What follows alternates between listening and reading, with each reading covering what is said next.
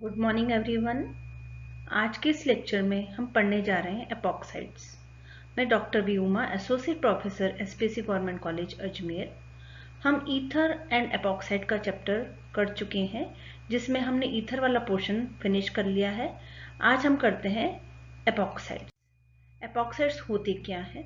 एपॉक्साइड्स हैं cyclic ethers, यानी कि अगर ओपन चेन स्ट्रक्चर होता है तब उसको हम कहते हैं ईथर, और जब साइक्लिक फॉर्म में, रिंग फॉर्म में अगर प्रेजेंट रहते हैं तो उसको हम बोलते हैं साइक्लिक ईथर्स या फिर एपॉक्साइड्स। तो एपॉक्साइड एक साइक्लिक ईथर है जिसके अंदर रिंग के बाकी कार्बन के साथ एक ऑक्सीजन एटम भी प्रेजेंट रहता है। जैसे कि स्ट्रक्चर में आप देखिए, यहाँ पर ये कार्बन है और एक उसका जो मेंबर है वो ऑक्सीजन एटम रहता है। तो इस तरह के स्ट्रक्चर को हम कहते हैं एपॉक्साइड। इसके अंदर 2 कार्बन एटम और एक ऑक्सीजन होता है। ये 3 मेंबर्ड रिंग होती है। तो एपॉक्साइड 2 कार्बन एटम और एक ऑक्सीजन से बना साइक्लिक स्ट्रक्चर है, जिसको कि हम एपॉक्साइड बोलते हैं, साइक्लिक रिंग है। अब इसका नॉमेनक्लेचर या नामकरण किस तरह से किया जाता है? तो इसका नामकरण करने के लिए हम OX जैसे हम यूज करते हैं, OX प्रीफिक्स में यूज करते हैं, जो कि किसको शो करता है? ऑक्सीजन को बताता है। तो एपॉक्साइड है तो जो सफिक्स में हम IRAN, अरेन, इटेन, ओलेन या एन करते हैं। तो IRAN किसके लिए होता है? जब 3 कार्बन एटम हो, 3 मेंबर हो, 4 मेंबर, 5 मेंबर, 6 मेंबर रिंग के लिए अगर सैचुरेटेड रिंग के साथ ही कार्बन अटैच रहता है तो उसके साथ उसी हिसाब से हम वहां पर उसका नाम लिखते हैं। OX ऑक्सीजन को डिनोट करता है तो OX आ गया। और क्योंकि 3 मेंबर रिंग है, टोटल जो मेंबर रिंग है वो 3 मेंबर रिंग है, तो उसके लिए हम लगा देंगे IRAN ही और एन। तो ये इसका नाम हो जाएगा इथिलीन। वैसे जनरल नेम है इथिलीन ऑक्साइड, क्योंकि इथिलीन 2 कार्बन एटम है इसलिए इथिलीन ऑक्साइड। और यहाँ पर देखिए 4 कार्बन एटम है, तो यहाँ पर ऑक्सीजन OX किसके लिए आ रहा है? ऑक्सीजन OX आ गया। इटेन, इटेन आ गया क्योंकि यह 4 मेंबर रिंग है इसलिए इसका नाम आ गया इटेन। इस तरह से 5 मेंबर रिंग के लिए ऑक्सीलेन, 6 मेंबर रिंग के लिए ऑक्सेन और 7 मेंबर रिंग के लिए 6 मेंबर रिंग ही है यहाँ पर, और 2 ऑक्सीजन है इसलिए 2 ऑक्सीजन के लिए हमने उसकी पोजीशन दे दी 1 और 4 पे, क्योंकि 1 पे ऑक्सीजन है और 4 पे ऑक्सीजन है, और डाई दे दिया 2 है और ऑक्सेन। तो इस तरह से इसका नॉमेनक्लेचर किया जाता है। तो जितने यहाँ पर सैचुरेटेड रिंग के अंदर जितने कार्बन एटम हैं उसके आधार पर हम इसका नामकरण करते हैं और ऑक्सीजन के लिए OX लगाते हैं। अब है इसकी बनाने की विधियां, किस तरह से बनाया जाता है ये जनरली इंटरमीडिएट कंपाउंड होता है, इंटरमीडिएट प्रोडक्ट है ये, और इससे कई रिएक्शंस में इसको फर्दर हम यूज करके दूसरे स्ट्रक्चर्स बना सकते हैं। The simplest and the most important epoxide is ethylene oxide, क्योंकि इथिलीन इथीन से बनता है। CH2 डबल बॉन्ड, CH2 के अंदर डबल बॉन्ड को अगर हम हटा देते हैं उसकी जगह ऑक्सीजन लगा देते हैं तो ये कहलाता है इथिलीन ऑक्साइड। तो हमको इथिलीन का हम ऑक्सीडेशन करते हैं, एयर ऑक्सीडेशन करते हैं, वायु के अंदर इसका ऑक्सीडेशन करते हैं, ऑक्सीकरण करते हैं, तो हमको इथिलीन ऑक्साइड या एपॉक्साइड हमको प्राप्त हो जाता है। जैसे यहाँ पर हमने लिया इथिलीन, इथिलीन की हमने रिएक्शन करवाई Ag2O सिल्वर ऑक्साइड के प्रेजेंस में, ASS का ऑक्सीडेशन कराया और 300 डिग्री टेम्परेचर पर रिएक्शन कराई। तो यहाँ पे ये जो डबल बॉन्ड है ये डबल बॉन्ड ओपन हो जाता है, दोनों डबल बॉन्ड ओपन हो जाएंगे और ओपन होकर यहाँ पर ऑक्सीजन बीच में आ जाएगी। ऑक्सीजन के ऊपर 2 ऑक्सीजन की वैलेंसी है तो ये इसके साथ जुड़ जाएगी। इस तरह से ये 3 मेंबर रिंग बन जाती है। तो ये कहलाएगा इथिलीन ऑक्साइड। अगर हम डिहाइड्रेशन कराते हैं डाई अल्कोहल्स यानी 2 कार्बन एटम पर अगर पास 2 कार्बन एटम चेन है जिसके अंदर की 2 OH ग्रुप प्रेजेंट है तो उसको हम कहते हैं डाई अल्कोहल। तो यहाँ पर आप देखिए 4 कार्बन एटम की संरचना है, ओपन चेन स्ट्रक्चर है जिसके दोनों एंड पर अल्कोहल लगा, एक अल्कोहलिक ग्रुप ये और दूसरा अल्कोहलिक ग्रुप ये है, ये 2 अल्कोहलिक ग्रुप लगे हुए हैं यहाँ पर। तो ये दोनों अल्कोहलिक ग्रुप अगर हम गर्म करते हैं, हीट करते हैं H2SO4 की प्रेजेंस में, तो H2SO4 का क्या काम है? H2SO4 यहाँ पर जो वाटर है उसको एब्जॉर्ब कर लेता है। हालांकि रिएक्शन को इनिशिएट करता है, ये प्रोटोन दे देता है, और ये प्रोटोन क्या करता है, ये जो प्रोटोन बना देता है ये प्रोटोन इस वाले OH ग्रुप से प्रोटोनेटेड हो जाता है, क्योंकि ऑक्सीजन के पास लोन पेयर इलेक्ट्रॉन प्रेजेंट है तो ये प्रोटोन इसके साथ जुड़ जाता है और ये वाला जो H है वो आसानी से बाहर निकल जाएगा। तो यहाँ पर इस तरह से हम इन दोनों स्ट्रक्चर से, दो OH ग्रुप से एक वाटर मॉलिक्यूल निकाल लेते हैं। OH और H बाहर निकल गया यहाँ से, ये OH पूरा वाटर मॉलिक्यूल बाहर निकल गया यहाँ से, -H2O बन गया। तो यहाँ पर ये ऑक्सीजन बची रहेगी और इस तरह से ये स्ट्रक्चर बन जाता है। इसका नाम है टेट्राहाइड्रोफ्यूरेन THF, जो कि एक सॉल्वेंट की तरह काम में आता है।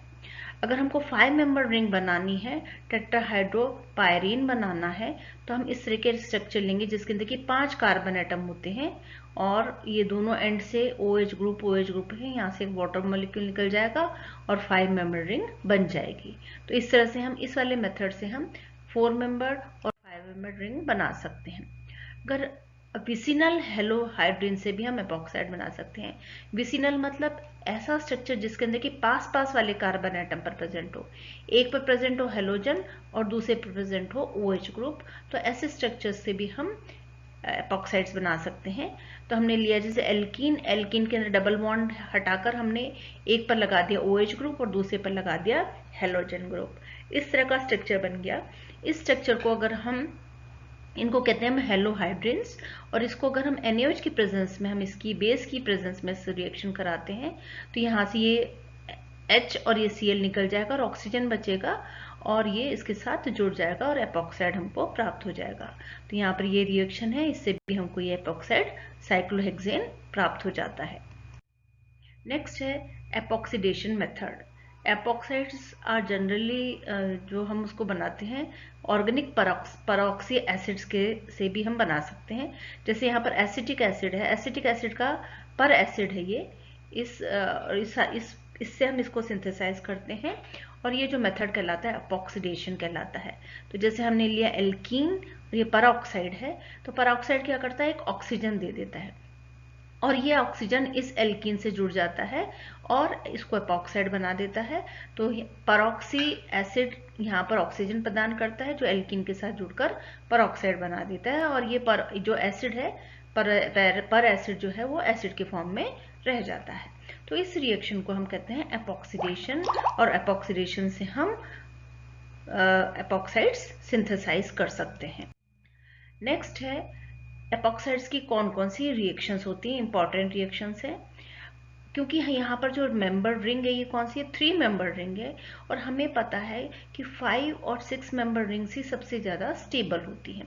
3 मेंबर रिंग के अंदर बहुत ज़्यादा स्ट्रेन होता है, बहुत ज़्यादा दबाव होता है और वो आसानी से टूट जाती है। थोड़ा सा टेम्परेचर और थोड़ा सा प्रेशर अगर हम लगा देते हैं तो इस पर रिएक्शन आसानी से टूट जाता है ये और ओपन चेन में आ जाती है, क्योंकि रिंग के अंदर बहुत ज़्यादा स्ट्रेन प्रेजेंट होता है।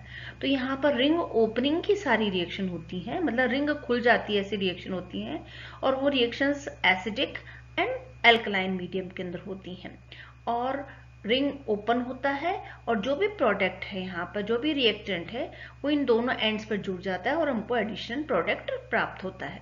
मतलब रिंग खुलती है और रिएक्टेंट आपस में ऐड हो जाते हैं। तो हम देखते हैं कौन कौन सी रिएक्शंस होती है। जैसे हमने इथिलीन ऑक्साइड लिया, इथिलीन का एपॉक्साइड लिया, अगर हम इसकी वाटर के साथ हाइड्रोलिसिस कराते हैं हम इसके अंदर, तो ये बॉन्ड ओपन हो जाएगा, खुल जाता है और H यहाँ पर और OH यहाँ पर आकर जुड़ जाएगा और हमको मिल जाएंगे एल्कोहल।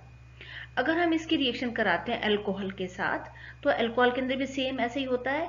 CH3OH किस तरह से टूटेगा, CH3O पे नेगेटिव चार्ज और H पे पॉजिटिव चार्ज, तो H यहाँ पर आके जुड़ जाएगा और दूसरे कार्बन एटम पर आके जुड़ जाएगा OCH3 ग्रुप। तो यहाँ पर एक मिथॉक्सी ग्रुप जुड़ जाएगा और दूसरे पे अल्कोहल जुड़ जाएगा। अगर हम फिनॉल के साथ इसकी रिएक्शन कराते हैं तब भी ये OC6H5 ग्रुप जुड़ जाएगा और OH जुड़ जाएगा। अगर हम हेलो एल्केन्स के साथ इसकी रिएक्शन कराते हैं, हेलोजन एसिड्स के साथ इसकी रिएक्शन कराते हैं, तो ये सेम ऐसे ही होगा। ऑक्सीजन पर नेगेटिव चार्ज है तो यहाँ पर H आके जुड़ जाएगा और यहाँ पर हेलोजन आके जुड़ जाएगा।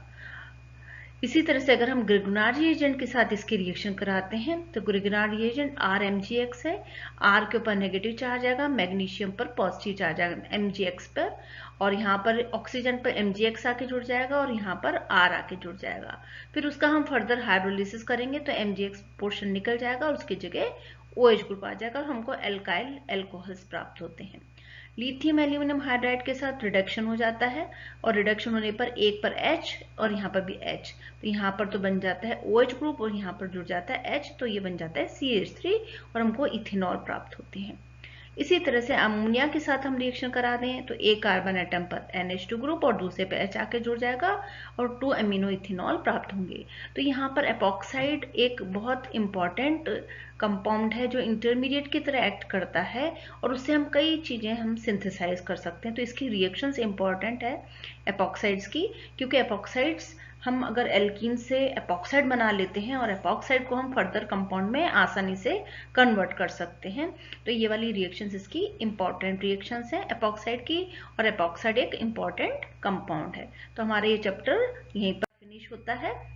अब नेक्स्ट लेक्चर में हम दूसरा चैप्टर स्टार्ट करेंगे, क्योंकि ईथर और एपॉक्साइड वाला चैप्टर हम फिनिश कर चुके हैं। Thank you.